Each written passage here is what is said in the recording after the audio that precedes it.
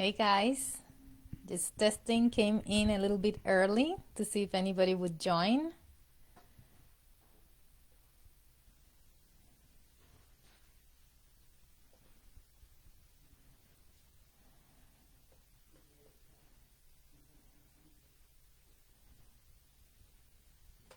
Let's see. Hello.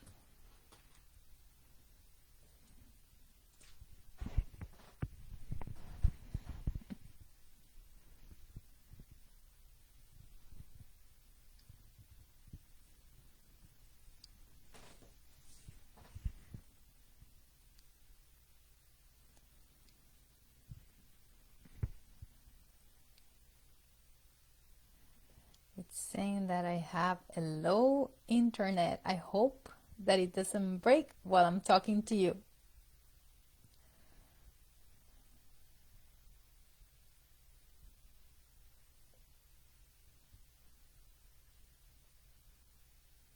Hi. Welcome. Hi, Tomas.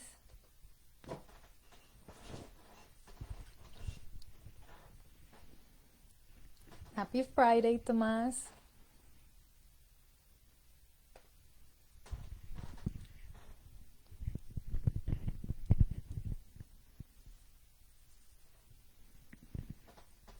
Hi, team.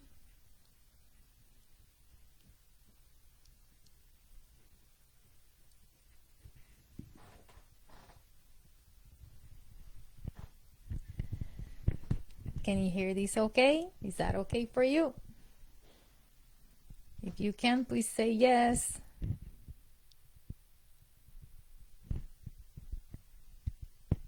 Am I slow? Hey, Paulina. Pauline.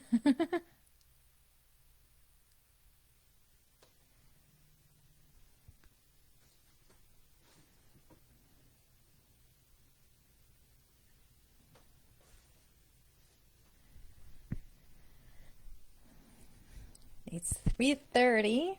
We're here. We're gonna give a few minutes to see if anybody else can join us to talk about teams today. We're gonna be talking about building teams and building communities, and we're very excited that you all have come here today on this Friday afternoon.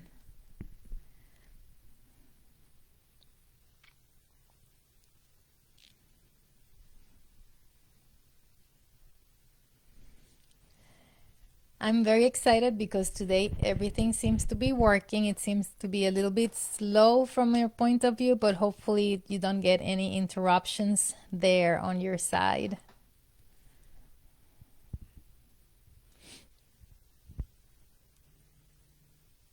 That would be wonderful if you were hashtagging the replay and the live on the box here. And then for those who are watching us on the replay, we're going to be starting just in a minute here. And let's go. I'm so happy. I'm Dr. Myrdalis Diaz Ramirez. I'm the creator of the Max Salary Mastermind. It's an exclusive physician entrepreneur mastermind where we spend 6 months together.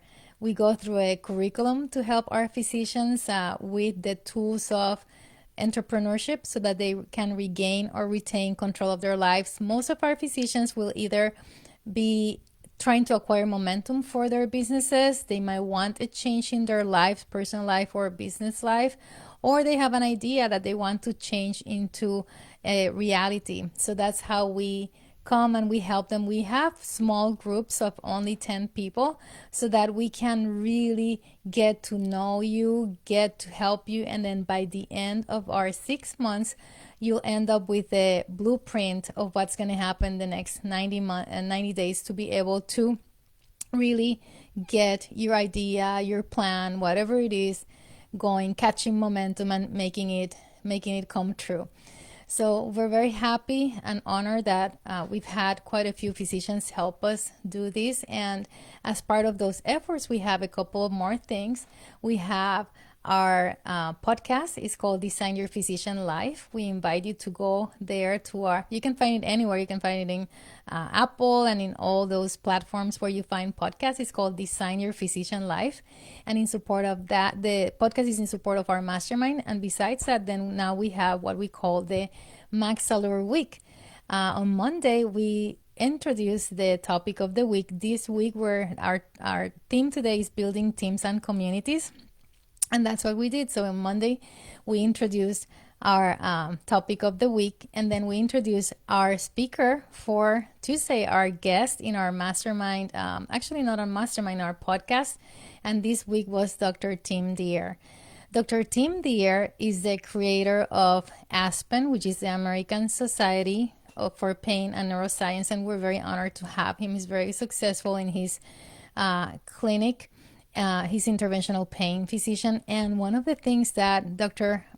Tim Deere was that very early on, he recognized the importance of teams. And he didn't only create teams for his clinics and his businesses. Before then, he was already creating teams in his life with his family. He created teams, and he also created teams in sports. He actually has participated in a bunch of Ironman and many other extreme sports, and at some point he considered in his career to be a football player. He decided then that he would be more successful for what he wanted to accomplish as becoming a physician, and we're happy that he did so. And he was inspired coming from a family of miners, and also he had a physician in his family who was his main inspiration at the time. And one of the things that Dr. Deere talked to us about was really about not only the teams, it's about growing your team, cherishing your team, how important it is to work together if you really want to accomplish great things. And many times you will see people that maybe they want just to, be working here, don't be bothered. But really, if you come together with other people and not always in a position of power, but in a position where you can be many times at the same level, you really are able to accomplish way more. And he talked to us about that. We discussed about how teams are so important nowadays between physicians and physicians coming together as well. And there has been never, I think, in my the over 20 years that I've been doing medicine, a better time for physicians, for us to help each other. And I think it's happening. So we have those tools. So after Tuesday, listening to the podcast, and actually, if you haven't heard the podcast, I invite you to go back and listen to it because it has tons of great information and tips, specific tips that he gives for our entrepreneurial lives. Then we went on Wednesday, and we gave you a challenge to talk about teams. What teams have you seen in the past in your experience? And I have to tell you, I did mention in social media, I did mention about somebody who has been inspiring to me. And I have to say, it's my husband, Mr. Tomas Rodriguez. And actually, they're here today. And I say they because he's here and the rest of our team is here for our Maxillary Mastermind. And this would not be possible without them. I want to thank them again, Pauline and Shandia and Tomas, for being here.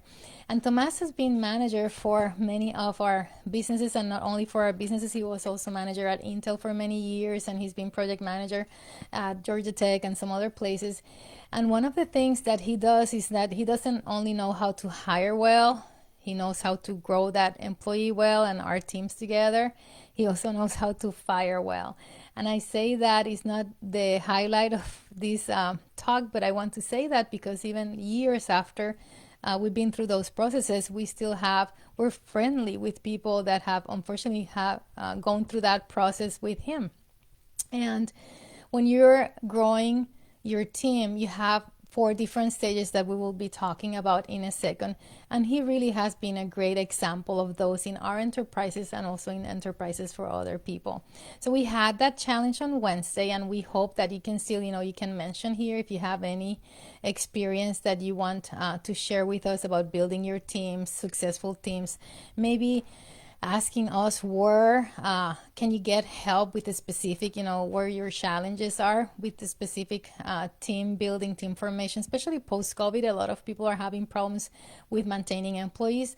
So I think that our talk today is even more important this post-COVID era.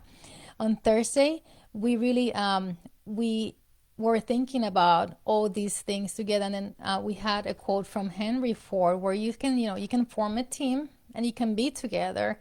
But really, when you succeed is when you're working together, when you perform together. And that's what we're going to try to achieve today. Give you some tools where you can go ahead and then just from today on, go on ahead and explore, evaluate your teams, explore your process, and hopefully some things that you can implement right away. So let's get on to this Friday of Max Allure with this little workshop, and we're going to talk about 4 things that are important, 4 like stages or parts of team building. So the first part is going to be start with a good team. The second part is going to be develop your team. The third part is going to be keep your team. And then the fourth part is going to be grow your team. So we're going to go over the areas. How do we do each one of these? So starting with a good team, we're going to have 3 parts there. So you can interview, you're going to have your onboarding, and then you're going to have your assessment. Everything starts with the interview, right? Well, you would say that, but everything really starts with the first time that you're thinking about growing your team, right? And you want to have a team that's as excited as you are about your idea, your service, your product, right? If you want to do this, you have to think about each step for your team building and keeping them and growing them. So that interview already grows from an ad that you put on the paper, right? And you wanted them to have this specific, education or experience or whatever it is that you want to have for your team. And they have already responded to that. So hopefully as a baseline, we have those things. And I have to tell you that not always is the same, right? You're not going to get your dream person from the get-go. But what the interview is going to allow you to learn is maybe you get somebody who meets all the criteria, but really they would be a total disaster for your company. Wouldn't be a good relationship either for them or for you. You wouldn't fit.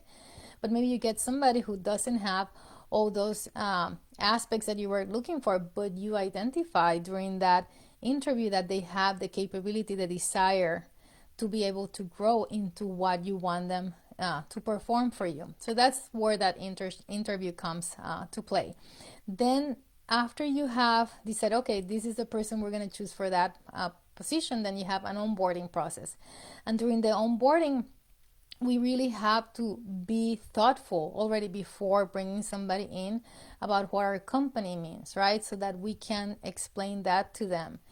And maybe you're at a startup and then you'll have these books of procedures and processes building up together. Maybe you have hired somebody to be your team to be able to do that with you. But it's something that has to happen. During that onboarding, you explain to that person about your company and you explain to them what they have to do, right? And then you set expectations. Very important from the beginning. What are the expectations? And that beginning can be, the first days, the first weeks. There's something very popular that are the 30, 60, and 90-day goals for management. But it's important that we do that from the beginning. So we set expectations, and then we're going to, very early on, set the evaluation forms for that expectations, right? Where we know that we're going to be talking to that employee, giving them, or part of our team, giving them what we think they should do, and they're going to tell us what they want. We're going to put those together, and then we're going to make sure every so often that we are exploring how that process is happening for both parties, right?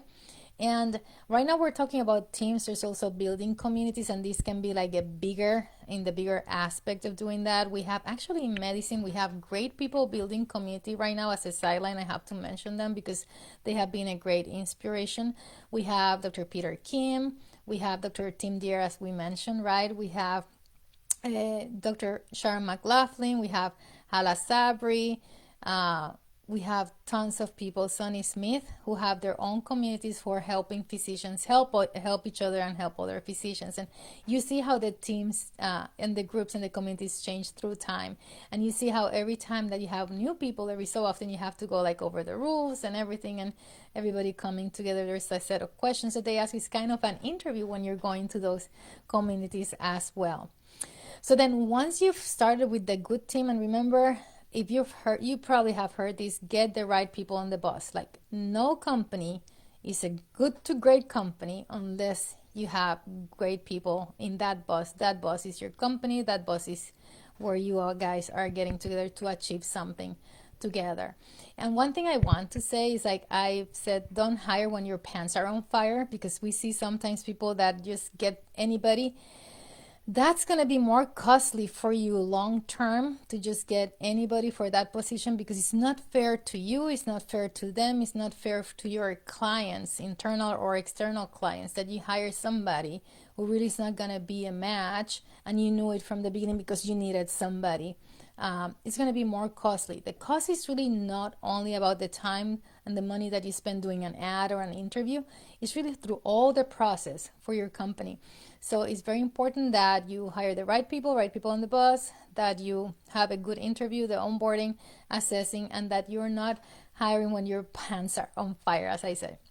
Then let's develop the team, because now we have them in, and there's three important aspects. One is culture, the other one is mindset, and the other one is training.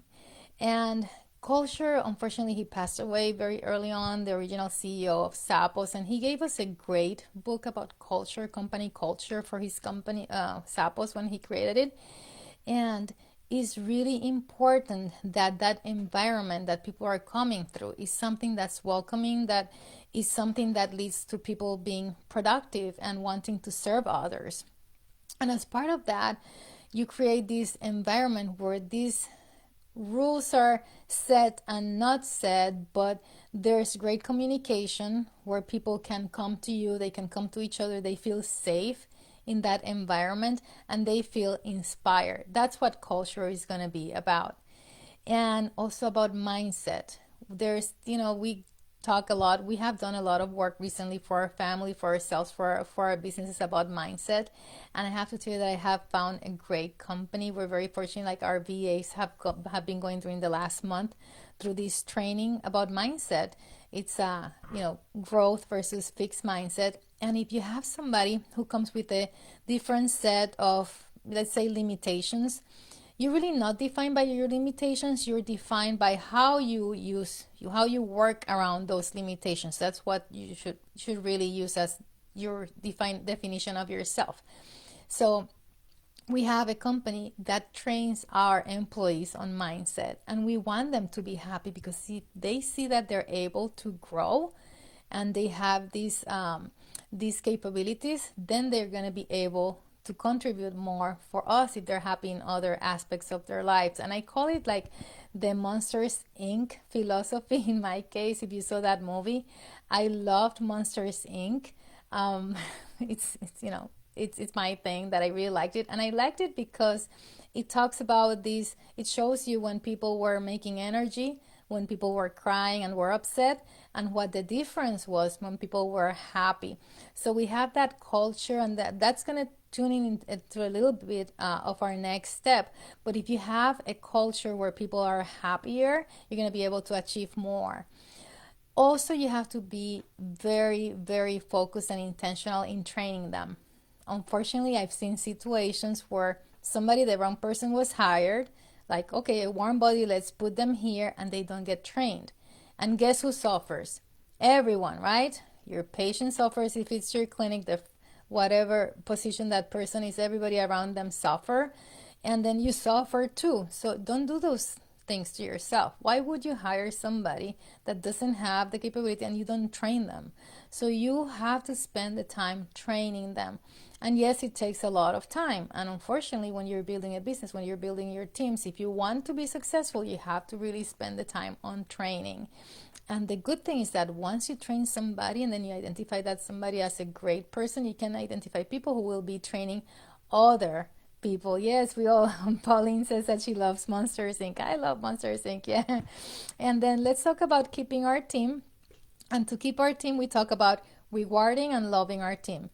And once again, I've seen situations, unfortunately, where they say, oh, you don't go to work to find friends. And that might be true. You don't necessarily have to be friends with everybody, but you want to feel love. You want to feel appreciated, right?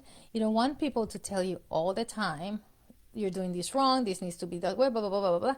It's not the way that you want to be told. You're an adult. You're not here for people to really be telling on you or you all the time.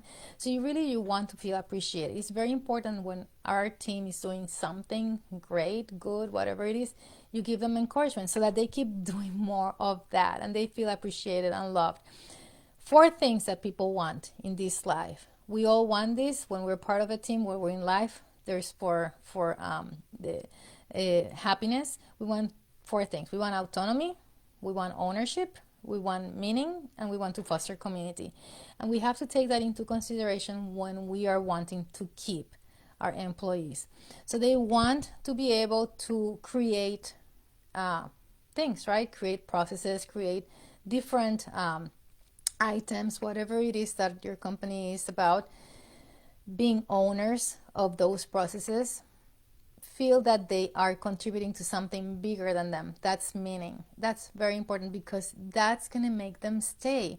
You want to create a company where you're training people that you're training them as if they're gonna leave, but you are gonna make them feel hopefully that they don't want to leave, right?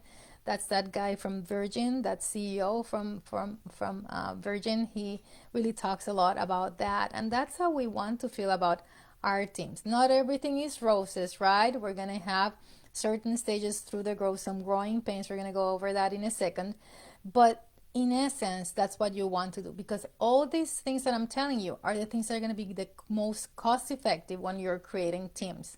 If you want to go this route, it's going to be the easiest route, even though it's hard because you have to spend time doing, all these onboarding and assessments and training. And in the long run, it's going to be the easiest thing because it's going to be the most cost effective for you. It's going to take you eventually to performing as a team. Fostering community is also an important part. You want to make sure that our employees are really feeling that they're a part not only of something meaningful, but that they belong in the group. Come on, we spend 8 hours is how much? 24 hours in a day. We spend a third of the day together and we cannot be like friendly with each other. Like that doesn't make any sense, right?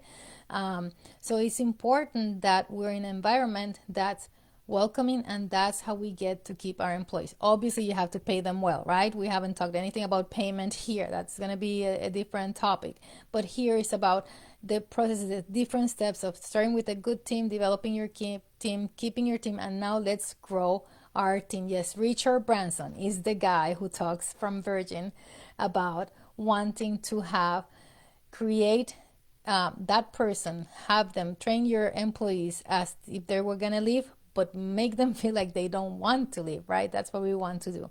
And now let's grow a team. One of the things that we don't think about is that every time we add or we subtract somebody from our teams, that group changes. So that's a good new team, right? Like when we were startup, it's you, then you had a second person, then now we have to deal with that interaction. Then suddenly like we can grow teams very quickly. And a very important item to understand that people don't necessarily understand is the dynamic, the group dynamics that help. So there's some processes that are normal. They're going to happen in every single team. And maybe this team lost somebody, then that's a new team that's forming, that's starting to work without that other person. So 4 stages, depending on who you read, can be 5 stages of the team process. So team dynamics, as Tomas is saying there. Norming, forming, storming, norming, performing, and adjourning. Depending on who you read, the 5th one, Tomas doesn't like that adjourning one. That's when your team moves on and then you have a new team because you're growing again. But let's start with the forming, right? That's when we create our team. And we create our team and we're getting to know each other. It's like everything's roses, blah, blah, we're so happy that you're here and we're going to grow and, great for our team. Storming comes, like, okay, we get to know each other. And then that's where roses might not be roses, but maybe we'll start to feel some of those thorns, right? But that's normal part, and what we have to understand as team leaders, right, or team members, is that that's going to be normal. So if we know that we're going to come together, we're going to stay together, we're going to start rubbing shoulders a little bit, rubbing elbows. Like, okay, That's us, that's gonna happen. Then we go and move to norming, where we set the rules. This is the way that, things are happening, things are starting to become more normalized for us. And guess what? You get to performing. So you don't get to performing if you don't go through those four stages. Those other three stages, right? Forming, storming, norming, and then you perform. And what did Henry Ford say? He said, first you have like to come together, that's a good thing. Then staying together, that's a good thing. But performing, working together, that's when you have success. And then if you have a company where you're always like revolving door, your team is always changing, you're never really gonna achieve perform. That's why it's so important that you do all these things and that you recognize the stages of the team process, of team dynamics, because you want to achieve performing state. Performing state, you're happy, clients are happy, the employees are happy, and you're ready to grow again. And guess what? When you bring that other set of employees or your team, however you're growing this, that's going to change again. But you can do this in a controlled manner, and then if you know that that's going to happen, you already expect it. And if everybody in the team knows that this is going to happen, we all expect it, we know it's normal, and we can hopefully stay performing and then achieving that performing state as quickly as we can, because we all know what we have to do, we all know what's going to happen. So let's say a little review again, the 4 steps, like 4 areas of building your teams, and this to a lesser extent of, like of the larger scope is building communities. Start with a good team, develop your team, keep your team, and grow your team. That's been it for today. I hope that you guys learned something that's useful that you can start using right away. Please write us, tell us what you feel, tell us about your experiences in growing teams, about your difficulties. If you have any questions, just contact us. Go and visit our website. It's called maxallure.com, MAXALLURE, and then Physician Entrepreneur Mastermind. And then you can also see us in Design Your Physician Life. Have a great week, and I hope that you tell us the stories of great team. Don't forget to do hashtag live if you were here, and then hashtag replay and all those hashtags, and then give us idea. We hope to see you next week again. Have a great day.